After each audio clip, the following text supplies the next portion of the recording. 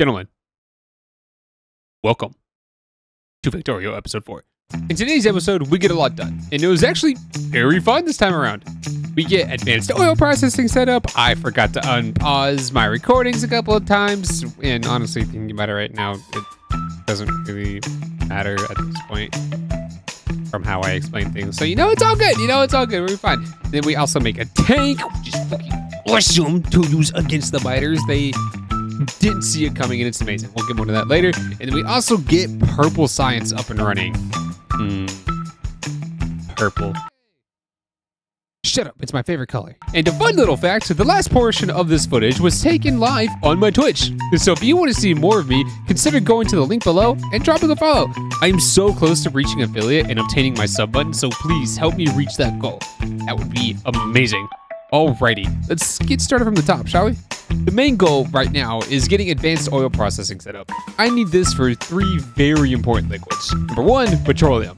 For advanced oil processing gives us a much greater yield than the basic oil processing. Number 2 is light oil, a new liquid introduced with advanced oil processing.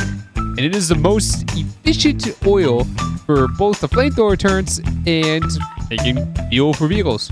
And number 3, heavy oil, also an additional liquid coming out of the advanced oil processing. This oil, upon acquiring, is immediately used to turn into a very good resource. Which is a liquid that won't be used in this episode, but it's a good start to start. Blah, blah, blah, blah, blah, blah, blah. Which is a liquid that won't be used in this episode, but is good to start stockpiling now. However, there is a slight problem with advanced oil processing. I'll explain how this works to the best of my ability, but I'm sorry if I messed something up. You need 2 things for advanced oil processing, which is oil and water. The 2 will mix and out comes the 3 different liquids. Now this is where the tricky part comes into play. If even one of the 3 liquids gets backed up and can't go anywhere, then the entire process will just completely stop. The other 2 liquids will not be produced despite the fact that there is plenty of room for the other 2. For example, if heavy oil is backed up, the light oil and petroleum will not be produced even if the light oil and petroleum have other places to go and are being used. On the bright side, there is a solution to this problem: heavy oil cracking and light oil cracking. These 2 processes are absolutely necessary when using advanced oil processing. Heavy oil cracking turns heavy oil into light oil, and light oil cracking turns light oil into petroleum. There is a proper ratio for these 3 processes, and that ratio is 20 to 15 to 17.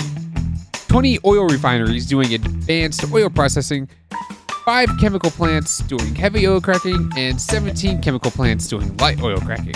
However, hooking up everything together as is will just turn everything into petroleum, so we wouldn't get any light or heavy oil by the end of it because it'll all just be converted over to petroleum. So I decided to rub my last 2 remaining brain cells together to try and come up with a solution. And that solution is the internet. To all my programmers out there, you should know damn well that the internet is an eternal friend. I found this very simple circuit solution. Using power switches, I can turn on certain processes if I have too much of one liquid. Heavy oil is immediately turned into lube, and lube is put into a storage. When the lube storage is close to being full, heavy oil cracking machines will then be switched on to be turned into light oil, and the same goes for light oil. When its storage is almost full, the light oil cracking machines will then be turned on and turn the light oil into petroleum. And thanks to the last episode, we already know the uses for petroleum. And with all that, the end result looks like this. Oh my god, putting all the pipes down really tested my ADHD. But before I provide the water and oil to give the production life, I need to set up 2 more things before I get too distracted doing other stuff. Those 2 things are cliff explosives and completing the expanded defenses on my eastern wall. First come the cliff explosives. And these things, oh boy, these things are amazing. They only serve one purpose, and unless you don't like to read, much like me, they explode and get rid of those damn cliffs that constantly get in your way. Unless you use mods, this is the only way to get rid of them in pure vanilla. But man, when you gain access to these things, they are a game changer because now nothing is standing in your way when you expand. I had to awkwardly place so many train rails because cliffs got in the way, but not anymore. Even better is that cliff explosives won't be able to damage you or your machines, so you don't need to worry about destroying your production if you build right next to cliffs. If you're new like me to Factorio, I highly recommend that you build cliff explosive production once you get the resources to do so. It is completely worth it. It is a game changer. Anyway, I need to get rid of some cliffs so I can complete the new wall, as well as having enough room for the train rails so the ammo resupply train can reach that place. Speaking of, that train needs not only to be hooked up to the new base, but it also is in need of an upgrade. Right now, the supply train will only supply regular gun turns, but the new wall also has flamethrower turns. It now needs to have a fluid cargo wagon to carry the light oil. But with that, I need to redesign the circuit logic so it can read both the ammo and the light oil. Speaking of light oil, now is the time to hook up the advanced oil processing so the light oil can be produced and be put into the train so it can deliver to the flamethrower turrets. Turrets. Huh. Okay. Along with that, I also need to expand plastic and sulfur production to keep up with the future expansions. Alright, back to the little problem at hand, circuit logic. I tried to come up with my own logic the best I could, but to no avail. So I took to the internet once more to find a tutorial on this type of circuit logic. Circuit logic? No, circuit logic. Blah, blah, blah.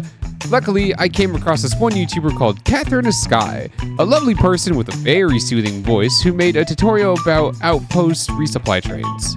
She goes into detail with circuit logic about reading multiple items in chests, which can also work for liquids and tanks as well, and calling the train when those items get low. It's really easy to follow, and if a dumbass like me can figure it out, I'm sure you guys can too. So if anyone's interested, you can find the link to the tutorial in the description. Alrighty, fellas. It is time to do what I said I would do in the last episode. It is time to build a tank and exact my revenge on those biters who took my oil. But first, I need to build explosive shells, and oh boy, am I glad that I made the explosive ones rather than the regular ones, as well as better fuel rather than just plain old coal. And while I build all that in the background, let me just, brag about this a little bit. Holy shit, this tank is awesome. Not only does it have a whopping 2,000 health, it can also destroy trees without even taking damage. Same for the rocks, and I no longer have to steer clear of the trees and rocks in fear of breaking my ride. A tank has 3 different types of weapons: a turret, a flamethrower, and a cannon. The cannon by itself can one-shot biter bases. Oh yeah, did I forget to mention you can also run over and kill biter bases without even taking damage? Like, my god, this tank is just getting better and better until the biters get stronger and it becomes obsolete like the car. But let us enjoy the power while it lasts, because it's biter killing time.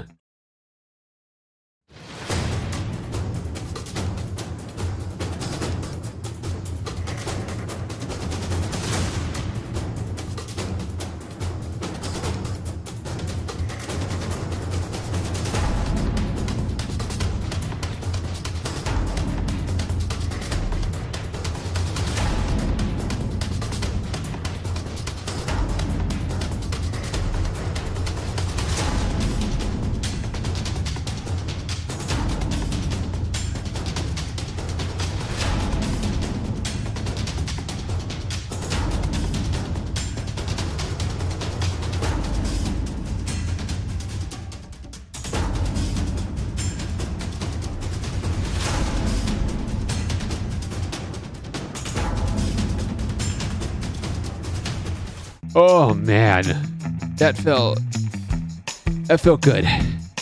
I also took the liberty to destroy some trees with my flamethrower for future expansion because the bus is just gonna eventually make its way down here. Speaking of expansion, it is time for the next science. Purple Science, my favorite color. The main reason why I picked Purple Science is so I can unlock the Kovarex enrichment process so that I can then optimally use nuclear fuel. See, the steam engines that I have right now are just crying, and I am so close to desperately needing nuclear power.